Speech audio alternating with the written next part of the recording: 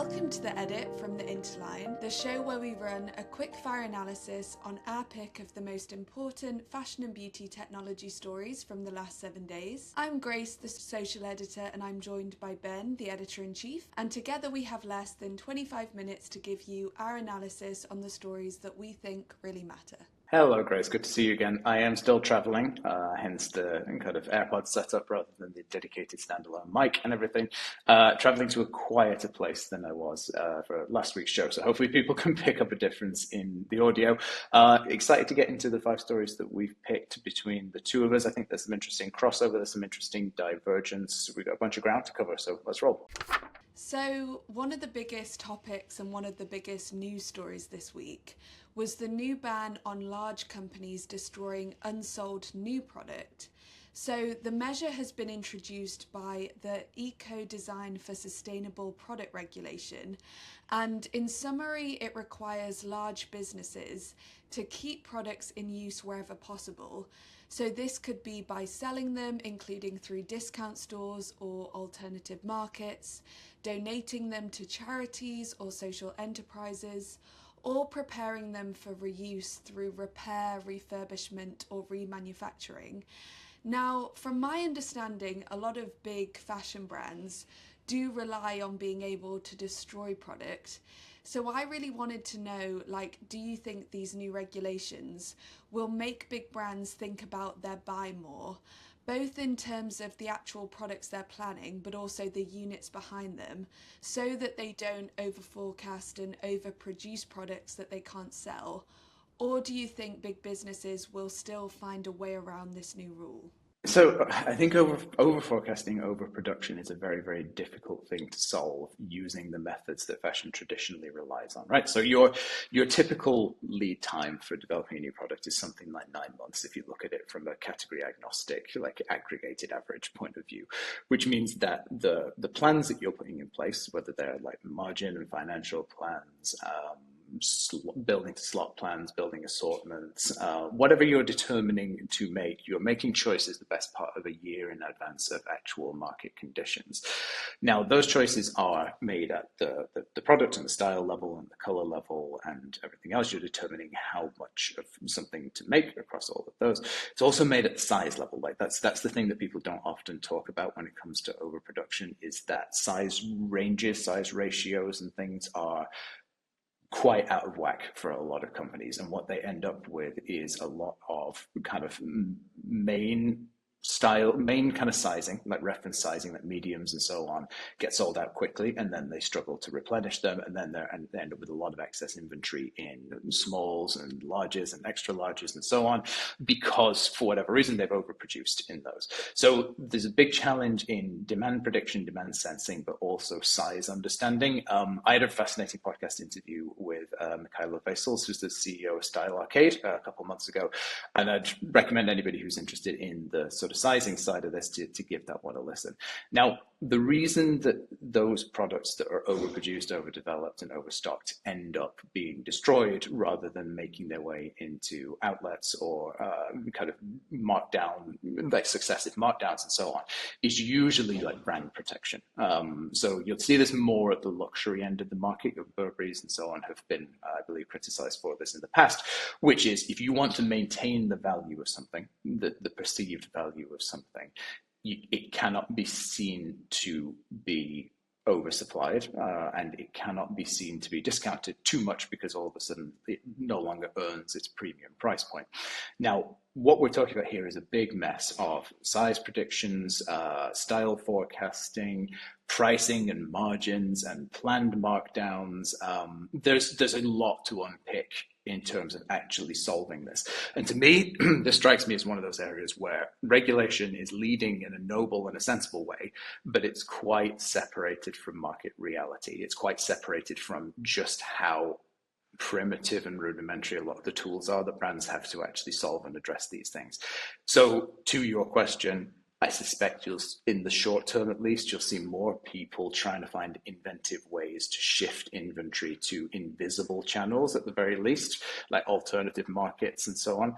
Then you will see them actually trying to take meaningful steps on addressing overproduction, overdevelopment, miscalibrated size ranges, and so on.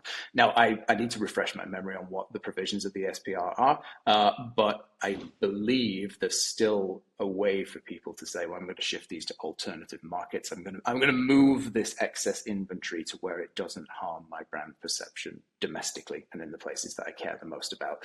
That seems like an easier lever for a lot of people to pull than like radical rethinks of how they forecast and build.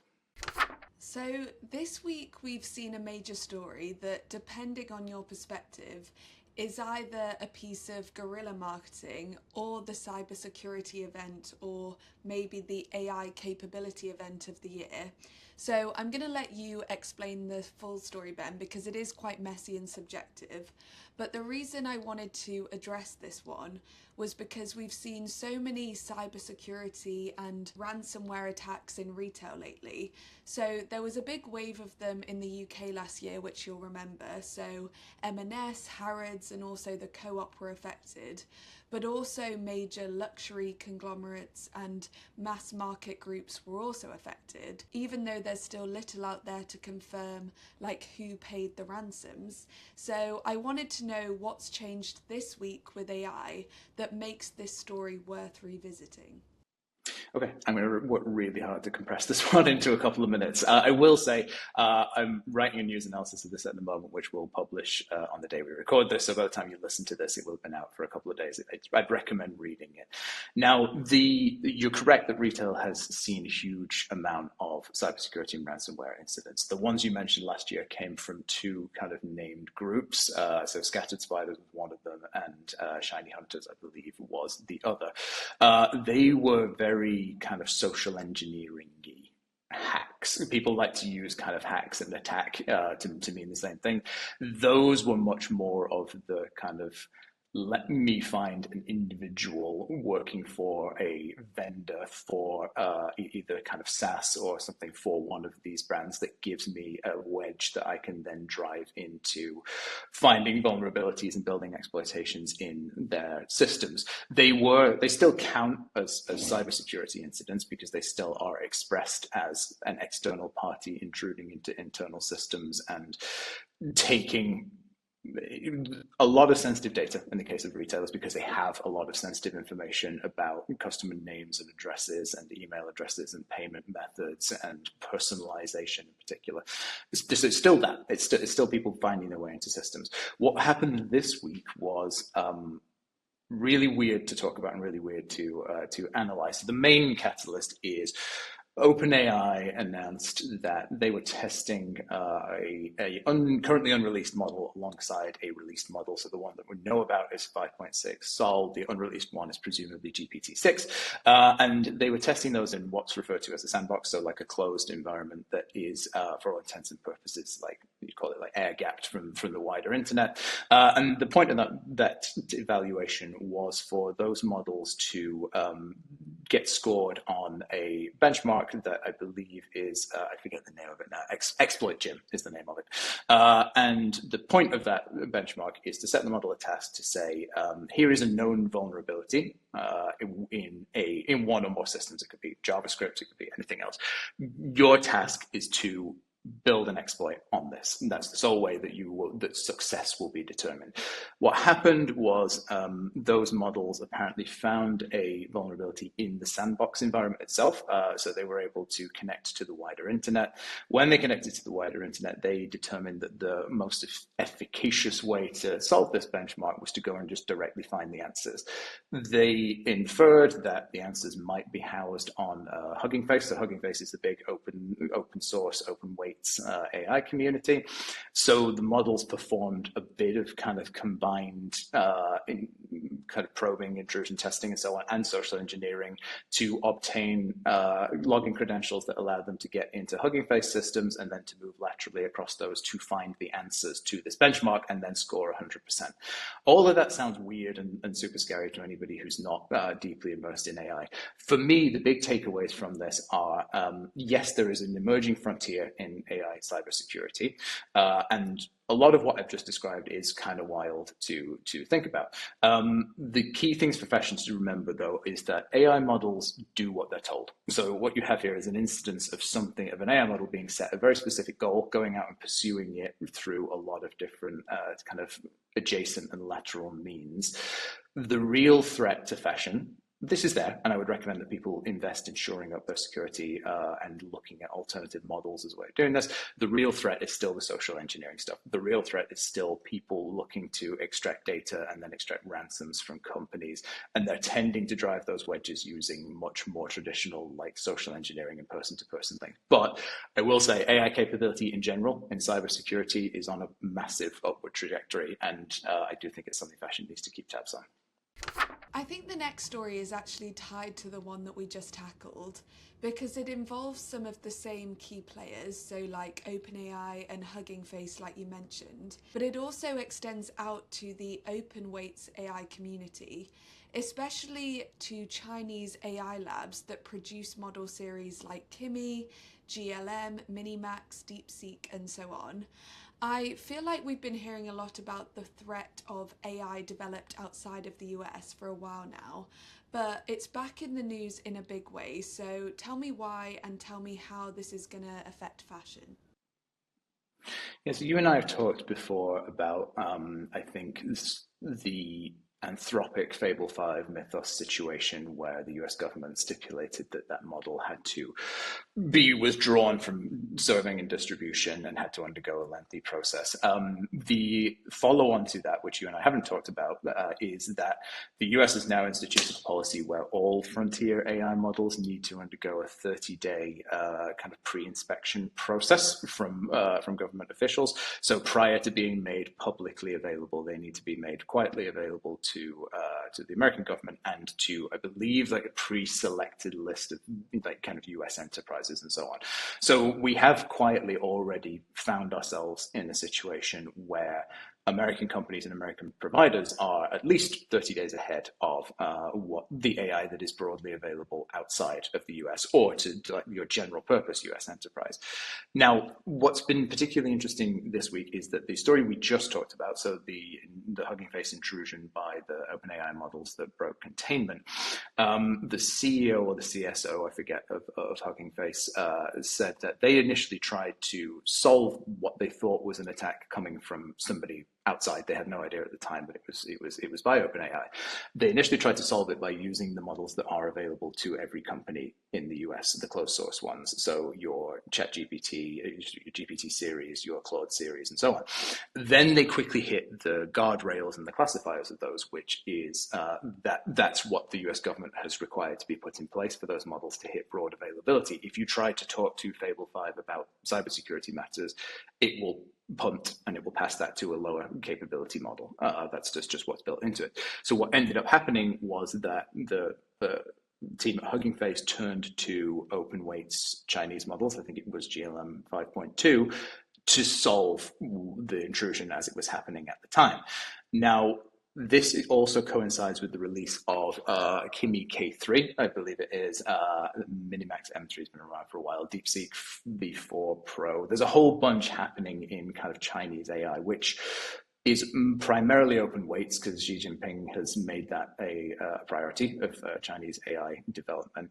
Now, open weights in this case is not the exact same thing as open source, but it does mean that you can take these models and you can run them yourself if you have the hardware to do it, or you can partner with cloud and inference providers to do it for you and actually serve those models. They're not locked down in the way that closed source models are. And there's a big risk here, as the kind of closed source AI labs see it, that near frontier capabilities are becoming available outside of the closed ecosystems of Claude and ChatGPT and so on. Now, in a sense, this isn't really news because if if you refer back, I did an interview with Francesco Bottigliero from Brunello Cucinelli last year, or earlier this year, I forget. And he was talking about their use of open weights and open source models for a bunch of the stuff that they do. What's interesting is if you're, as a company, as a fashion tech company, currently very much like a ChatGPT house or a Claude house, you may find sooner rather than later that you can get similar capabilities, open weights, open source, for potentially a fraction of the cost. And this is a very interesting emerging frontier. It hasn't quite resulted in a huge amount of stock value loss in the way that I think people expected that it did, or that happened with the first sort of DeepSeek V1, but Chinese AI, open weights AI, is moving really quickly, and companies that are reliant on closed source US AI should be keeping their horizons open. So the next story is actually something that both you and I flagged this week, and it's the news that Apple has teamed up with Klarna to offer a new lease-to-own program for devices like iPhones, iPads and Macs. Now, last week we talked about some of the new rules here in the UK about fintech companies that spread the cost of purchases, but this feels like something a bit different because, especially when we weigh it up with two other stories that you sent me, so about Inditex launching a value first brand in the UK for the first time, and also Shein targeting an IPO that's way down from what it may be expected to be. So I wanted to know why these stories related and why we're talking about leasing iPhones on a fashion technology show. I think we're talking about leasing iPhones at a fashion technology show for two reasons. One is, as anybody who's listened to these shows week over week will know from our previous conversations, I'm not nuts about technology being deployed in service of encouraging people to buy things they can't afford. And this is very much a manifestation of that. The regulations that are being put in place, just as a quick refresher, they apply the same standards to Klarna and similar kind of BNPL providers that are applied to traditional credit lending to avoid like usury situations. At least here in the UK, that is the objective. And you and I have talked before about what I see being a risk, which is the more AI acts as an intermediary in buying, in product discovery and buying decisions, the more people end up having persuasive interactions through text and voice that then lead them to transactional interactions that have their impact softened and spread by technology or technology providers who are effectively doing kind of relatively high APR lending and putting people in uncomfortable positions. Now, the interesting part to me is that it's not that you can lease an iPhone, fine. That you've always been able to get on an iPhone upgrade program. There's always been multiple ways. Like a lot of technology is based on upfront subsidies and things. It's more that it's very clear the value market is where the competition is. If you provide a premium good, your way of getting across that and trying to hedge against that is to make your premium good affordable by spreading the cost of it. The value market, though, has been like Shein and Temu's to own for the last couple of years, right? France, the EU, a lot of places have tried to regulate the model away, and they've tried to close loopholes and things. But the reason that value brands have been performing exceptionally well is that people don't have the money to buy more expensive things. People like cheaper stuff. There's a whole behavioral situation there. Now, the fact that Shein is looking to debut its kind of initial public offering at something like half of the projected valuation from 2022 is almost a good thing to me because it shows how much competition there actually is in that value space. And a prime example of that competition is Inditex, the parent company of Zara, launching its Lefties brand, I believe it's called, which is like, it really emphasizes value. And it emphasizes value at the product level, but also at the ops and kind of store level. So there's a lot of like RFID tagging, self-checkout, robot sorting. There's a lot of technology deployed in service of decreasing the operating costs of running these kind of brand and retail operations to then drive the price for the consumer down.